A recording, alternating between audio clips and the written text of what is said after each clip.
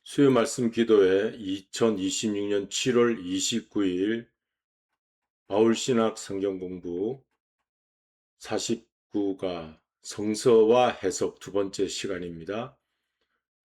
성서를 우리가 그대로 진리의 말씀으로 읽지만 또 시대 상황에 따라서 본문의 맥락을 살펴보면서 오늘날로 해석을 해야 될 그런 필요가 있죠. 성서의 진리는 변하지 않지만 시대 상황에 따라 신앙의 행태는 영향받을 수밖에 없다. 그래서 필요한 것이 성서 해석학이다. 지난주에 배웠는데 신학교 과목 중에 해석학이라는 것이 있고 또 주석이라고 하는 그 용어가 있습니다. 우리가 성서와 해석에서 성서를 어떻게 읽을 것인가? 지난주에 공부한 것은 첫 번째 시간, 하나님의 영감으로 된 거룩한 책으로 보라. 성경은 바이블, 파피루스 종이에 기록된 것이라 해서 바이블, 파피루스에서 나온 영어가 바이블이 되겠습니다. 페이퍼라는 단어도 거기서 나왔겠죠. 그런데 보통 일반 책과는 달리 하나님의 계시의 말씀이다. 그렇게 우리가 첫 번째 시간을 가졌고 두 번째 시간은 믿음의 눈으로 읽어야 된다. 이렇게 세 번째, 네 번째, 다섯 번째는 다음 시간에 오늘은 두 번째, 세 번째 생각하며 읽어라 여기까지 하도록 하고 네 번째, 다섯 번째 다음 시간에 하도록 하겠습니다. 성서를 어떻게 읽을 것인가? 지난주 하나님의 영감으로 된 거룩한 책으로 보라. 오늘은 두 번째 시간 믿음의 눈으로 읽어라. 여기 요한복음 5장 39절에 보시면 너희가 성경에서 영생을 얻는 줄 생각하고 성경을 연구하거니와 이 성경이 곧 내게 대하여 증언하는 것이니라. 이 성경에서 우리는 영생을 얻기 위해서 성경을 읽습니다. 성경 읽는 이유는 다양하겠으나 요한 사도는 영원한 생명, 영생을 그 안에서 발견할 수 있기 때문이라고 오늘 요한복음 5장 39절에서 단언하고 있습니다. 성경을 읽으면 거기서 영생을 얻는다는 것이죠. 그래서 성경은 영생을 얻기 위해서 우리가 읽을 때 믿음으로 읽어야 된다. 바울은 선교사, 신학자, 목회자였습니다. 동시에 더 나아가 생명 그 자체이신 예수 그리스도를 전하는 복음 전도자였습니다. 생명의 전파자였어요. 그래서 바울 서신을 보면 예수 그리스도의 십자가 부활의 복음을 전하면서 그 십자가 부활로 우리에게 주어진 생명의 복음을 전하는 그 서신, 편지 내용들을 우리가 읽을 수 있습니다. 예수님은 이 땅에 오셔서 제일 첫 일성이 복음서에 보면 The kingdom of God is at hand. 가까이 왔다. 하나님 나라가 가까이 왔다. 하나님 나라는 영원한 나라입니다. 하나님 자체가 속성이 영원하신 분이기 때문에 하나님이 계신 통치하시는 그 나라는 영원한 나라예요. 그 영원한 나라에 대한 복음을 이 땅에 유한한 땅에 전하러 오셨습니다. 그런데 바울이 그 예수님을 만나서 바울이 받은 그 복음을 선포했는데 바울이 전한 복음은 예수 그리스도의 십자가, 부활, 이 복음입니다. 그래서 바울은 예수의 십자가 외에 다른 것은 내가 다 배설물로 여겼다. 오직 십자가의 복음만 전했습니다. 왜? 우리의 지금의 모든 인간의 이 땅의 것은 이제 십자가로 해결이 됩니다. 그리고 죽어야 사는 길이 열리게 됩니다. 그래서 십자가로 자신을 죽이고 옛 사람을 죽인다고 그러죠. 십자가에 옛 사람을 못 박고 새 사람으로 거듭나는 부활하는 그래서 바울 서신을 읽으면 옛사람을 죽고 새 사람이 되었다. 바울 자신이 그랬어요. 바울 자신 사울의 이름을 가졌던 젊은 시절의 바울은 예수 믿는 사람들을 잡아서 죽이려고 하던 그러한 아주 율법주의자요, 포악한 자요, 행악자였습니다. 율법의 판단에 의해서 남을 정죄하고 그들을 잡아 이제 심판하고 하는 그런 선두에 섰던 사람입니다. 근데 예수님을 만나 이제는 남을 죽이는 것이 아니라 자기를 죽이는, 자기 옛 자아를 죽이는 그런 사람이 되었어요. 그래서 십자가로 내가 죽어야 예수님이 나에게 들어오셔서 새로운 사람, 새로운 자아로 내가 부활할 수 있다. 이 핵심적인 복음을 전하게 된 것입니다. 십자가로 죽고 부활로 살아나야 어디로 들어갈 수 있습니까? 영생의 나라, 하나님 나라 들어갈 수 있는 길이 열리게 된다는 것입니다. 그러니까 우리가 바울 신학을 공부하면서 바울 서신도 예수님의 하나님 나라 복음과 마찬가지로 바울도 항상 십자가 복음, 부활의 복음을 전했어요. 그러니까 영생의 복음을 전한 것이죠. 영원한 생명. 그러므로 우리가 성경을 읽을 때는 이 영생의 말씀을 우리가 거기에서 발견하기 위해서 이 영원한 생명을 얻으려고 우리가 성경을 읽어야 됩니다. 영생의 말씀이 기록되어 있으니까 그래서 우리가 믿음의 눈을 열게 해달라고 하나님 앞에 기도하면서 성경을 읽어야 하겠습니다. 이제 성경 읽는 두 번째 믿음의 눈으로 성경을 읽자. 세 번째는 그냥 무턱대고 있는 것. 믿음도 무턱대고 믿다 보면 광신이 되죠. 광신. 그러지 말고 이 믿음도 생각이 있는 믿음을 가져야 된다. 하나님은 우리에게 의지를 주셨어요. 자유의지.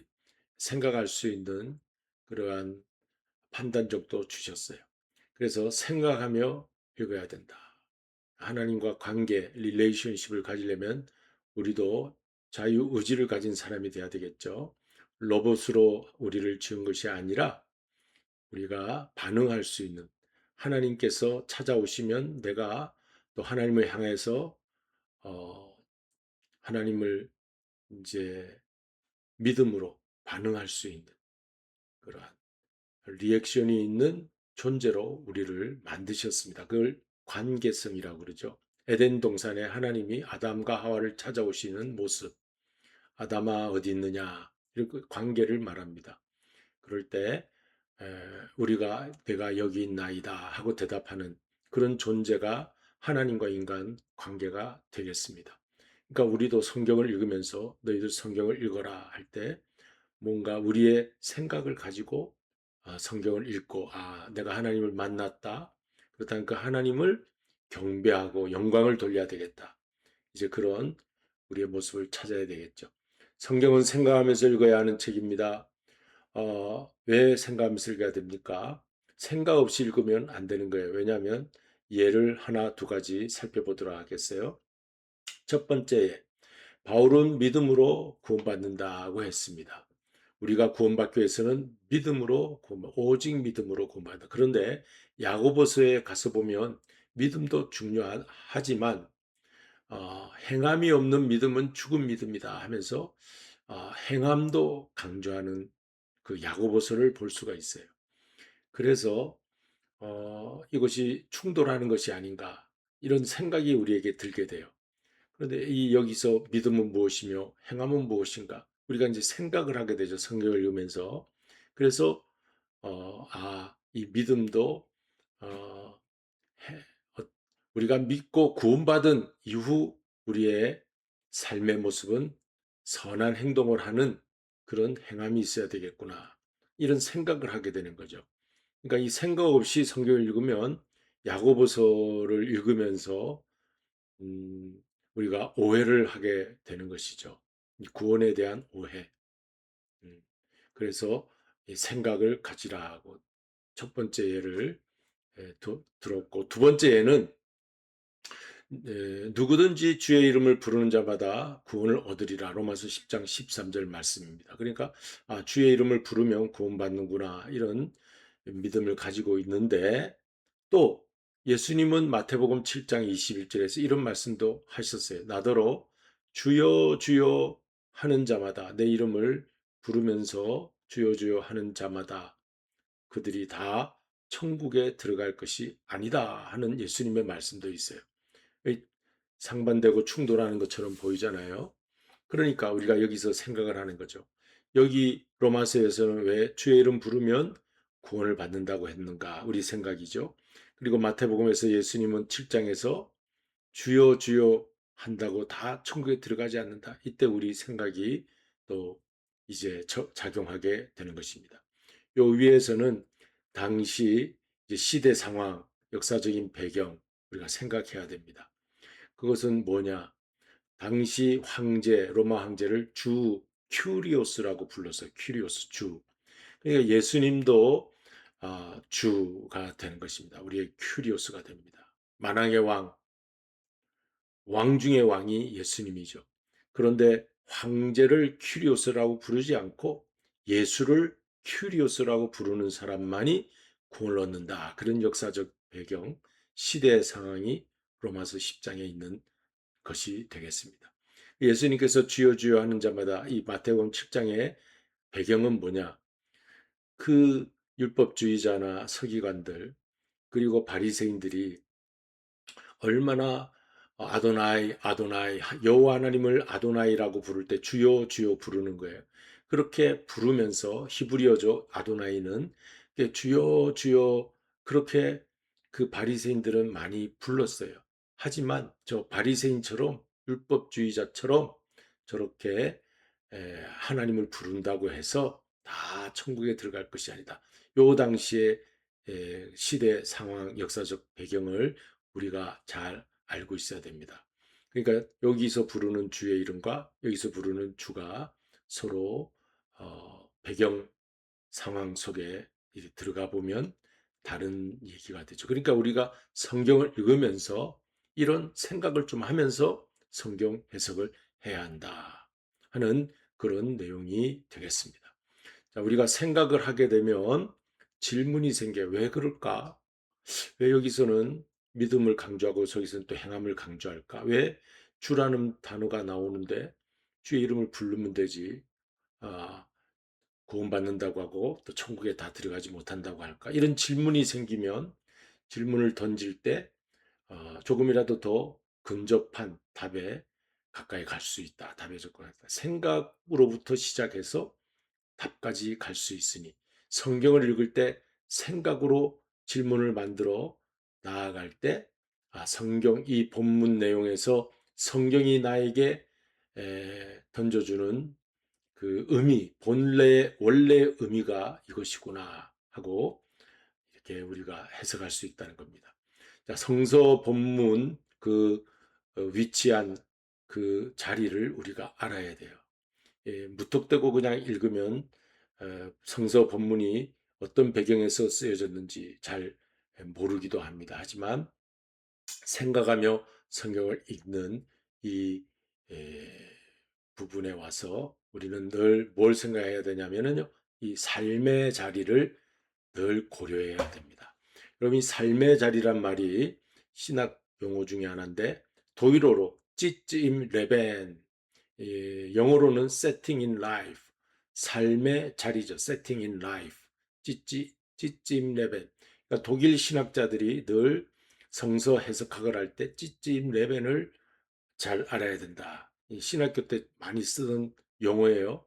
여러분, 우리 교우들은 저하고 이 바울 신학을 공부하면서 신학교에서 사용하던 용어들 많이 공부도 하셨고 또 이제 성경 공부 어디 가서 하더라도 찌찜 레벤 이거 그렇게 많이 들어보지 못한 말인데 용어인데 여러분들은 이제 알게 된 것입니다. 그리고 우리 일반 인문학에서도 내가 어떤 위치에 있는가 이 삶의 자리를 잘 알아야 되는 거예요. 그래서 역사학 공부할 때 이 삶의 자리를 많이 따지게 되죠. 고고학이나 역사학이나 이런 그 인문학 공부에 있어서 필요한 학술 용어가 삶의 자리입니다. 찌찜 레벤. 그래서 이걸 꼭 성경 읽을 때 그 베드로의 찌찜 레벤, 사도 바울의 찌찜 레벤, 사도 바울은 어떤 삶의 자리를 갖고 있었나? 베드로는 어떤 삶의 자리를 갖고 있었나? 구약에 가면은 에스겔에 또 이사야에 또 이런 여러 삶의 자리를 우리가 고고학적으로 혹은 당시 역사적으로 알고 나서 그 성경 본문을 접근하면 해석하기가 본래의 뜻으로 의도한 바를 우리가 알아낼 수 있다는 겁니다. 성경은 입체적으로 읽어야 됩니다. 입체적으로 읽을 때 원래 의도에 가까이 접근할 수 있어요. 2000년 전, 3000년 전 기록된 구약과 신약의 말씀을 우리가 오늘날 현대의 상황 속에 맞춰서 우리가 읽어내야 하는 겁니다. 그래서 그 당시 역사와 배경 공부도 하고, 이제 신학 공부를 하면은 중동 지역 배경사 이런 것도 많이 공부를 해요. 신약 배경사 이런 공부도 하고, 그렇게 해서 또 초대교회가 처한 상황도 알고 있어야 돼요. 또 본문 이야기 전후 맥락, 그 성경 본문, 그 성경 본문의 이야기 속에 들어가서 삭개오 이야기를 우리가 누가복음에서 누가복음 19장에서 삭개오 이야기가 나온다. 그러면 삭개오가 세리장으로서 그 당시 어떤 위치였고 그가 긴 옷을 입었다는 것은 무슨 의미고 이제 그가 뭐 내가 도색한 것 있으면 내 배나 갖겠다. 그 말은 그 당시에 어떤 의미인가 이런 본문 이야기 전후 맥락을 우리가 알고 성경을 접근해야 또 성서 해석을 할 수가 있습니다.